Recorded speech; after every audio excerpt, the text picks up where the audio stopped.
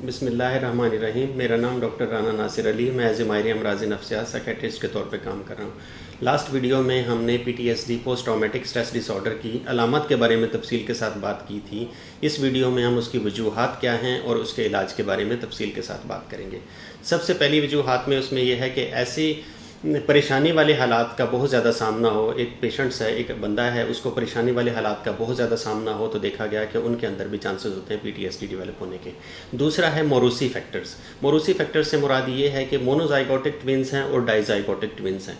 Monozygotic twin से मुराद ये है कि वो ट्विन बच्चे, वो जुड़वा बच्चे जो एक जाइगोट से बनते हैं उसको मोनोजाइगोटिक कहते हैं, और जो दो जाइगोट से बनते हैं जुड़वा बच्चे उनको डाइजाइगोटिक ट्विन्स कहा जाता है। स्टडीज़ ये कहती हैं कि मोरूसियत के अंदर भी ये देखा गया है, मोरूसी बीमारियों के अंदर भी, कि जो मोनोजाइगोटिक ट्विन हैं उनके अंदर चांसेस ज़्यादा होते हैं एज़ कम्पेयर टू जो डाइजाइगोटिक ट्विन्स होते हैं PTSD के डेवलप होने के।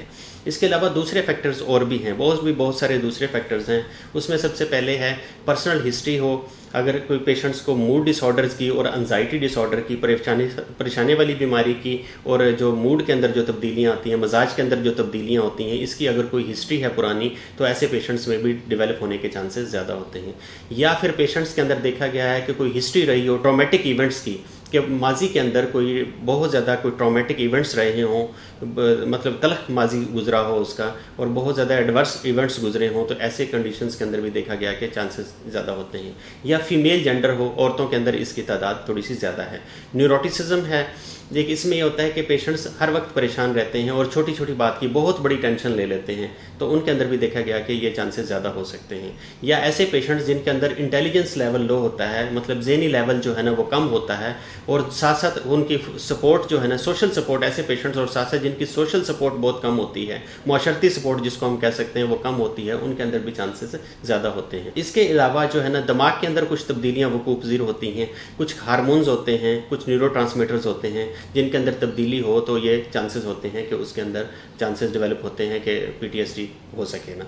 जैसे कि हमने देखा गया है कि प्लाज्मा कार्टिसोल लेवल कम होता है ऐसे पेशेंट्स के अंदर, और दूसरा यह है कि नॉर एड्रेनालिन एक न्यूरोट्रांसमीटर होता है ब्रेन का, जो कि हमारे ऑटोनोमिक नर्वस सिस्टम्स को कंट्रोल कर रहा होता है और हमारी सिंपैथेटिक टोन इंक्रीज़ करता है, हमारे दिल की धड़कन, और दूसरी जो सिंपैथेटिक सिस्टम है उसको एक्टिवेट करता है। तो देखा गया कि ऐसे पेशेंट्स के अंदर इसकी तादाद नॉर एड्रेनालिन की ज़्यादा होती है।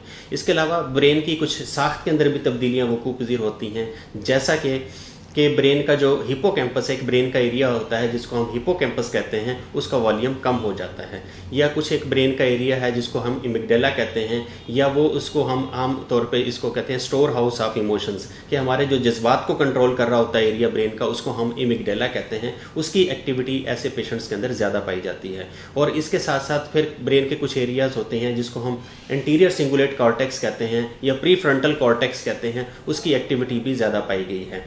इसके अलावा कुछ ऐसे फैक्टर्स हैं जिसको हम मेंटेनेंस बिहेवियर कहते हैं, जैसे कि जिस ट्रॉमेटिक इवेंट्स के जहाँ पे गुजरा हो, हमने देखा कि पेशेंट्स के अंदर अवॉइडेंस बिहेवियर आता है, वो उस जगह से कतराना शुरू हो जाता है, उस जगह से कट ऑफ हो जाता है। तो अगर ये अवॉइडेंस बिहेवियर लंबा अरसा रहे तो हमने देखा कि ये बिहेवियर मेंटेन करता है और ये बीमारी को बढ़ाता है। अब हम इसकी बात करते हैं इलाज के हवाले से। इलाज के हवाले से हमारे पास इसकी दो अप्रोचेज़ हैं, एक को हम कहते हैं साइकोलॉजिकल अप्रोच और दूसरी को हम कहते हैं फार्माकोलॉजिकल अप्रोच। साइकोलॉजिकल अप्रोच है जिसमें हम बातों के जरिए इलाज करते हैं। उसमें सबसे पहले तो अगर ये PTSD के पेशेंट्स हों, पोस्ट ट्रॉमेटिक स्ट्रेस डिसऑर्डर के पेशेंट्स हो, तो हम सबसे पहले उनकी स्क्रीनिंग करते हैं। सब पेशेंट्स की, जितने भी उस डिज़ास्टर के अंदर या उस इंसिडेंट से गुजरे हों, सब की हम स्क्रीनिंग करते हैं। फिर उसमें हमने देखा गया कि पेशेंट्स के अंदर जो माइल्ड होते हैं उनको हम फिर कुछ साइकोथेरेपीज़ एडवाइस करते हैं, काउंसलिंग करते हैं, साइकोथेरेपी करते हैं। इसके साथ साथ एडवांस लेवल की कुछ साइकोथेरेपीज़ हैं जिसको हम कहते हैं trauma focused CBT। Trauma focused होती है कि ट्रॉमेटिक इवेंट से जो गुजरा उसको फोकस करते हैं, कॉग्निशंस के ऊपर उसके काम करते हैं, उसके ब्रेन के ऊपर काम करते हैं, उसके जो सोचें हैं उसके ऊपर काम करते हैं, और साथ साथ उसके बिहेवियर के ऊपर काम किया जाता है। दूसरी टेक्निक है, उसको हम कहते हैं EMDR ना, आई मोमेंट्स डिसेंसिटाइजेशन एंड रीप्रोसेसिंग। ये भी बड़ी इफेक्टिव है पोस्ट ट्रॉमेटिक स्ट्रेस डिसऑर्डर के पेशेंट्स के अंदर।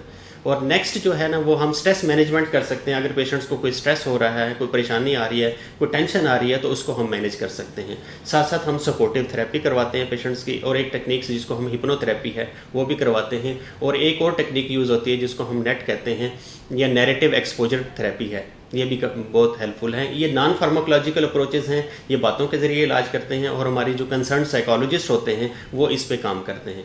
दूसरी नेक्स्ट अप्रोच जो है उसको हम कहते हैं फार्माकोलॉजिकल अप्रोच, कि हम दवाइयों से इलाज करते हैं। उसके अंदर हमारे पास बेशुमार दवाइयाँ हैं। वक्त के साथ साथ जैसे एडवांसमेंट आई है चीज़ों के अंदर, साइंटिफिक चीज़ों के अंदर एडवांसमेंट है, इसी तरह मेडिसिन के अंदर भी एडवांसमेंट है। उसमें हम सबसे पहले हमारे पास SSRI हैं। SSRI से मुराद है सिलेक्टिव सेरोटोनिन रीअपटेक इनहिबिटर्स हैं, और दूसरी SNRI है, दूसरी मेडिसिन हैं, उसको हम कहते हैं सिलेक्टिव नॉरएपिनेफ्रिन रीअपटेक इनहिबिटर्स। इसके अलावा कुछ TC हैं, ट्राइसाइक्लिक एंटी डिप्रेसेंट्स हैं, और कुछ हम मूड स्टेबलाइजर्स यूज़ करते हैं जैसे कि टोपायरामेट वगैरह हैं। और फिर ये सारी मेडिसिन के साथ साथ हम लो डोज में ऑगमेंटेशंस के लिए SSRI को ऑगमेंट करने के लिए लो डोज में एंटीसाइकोटिक्स दे सकते हैं, और वो एटिपिकल ग्रुप की एंटीसाइकोटिक्स हो सकती हैं जैसे कि ओलेंजापिन वगैरह, काफ़ी हेल्पफुल हैं।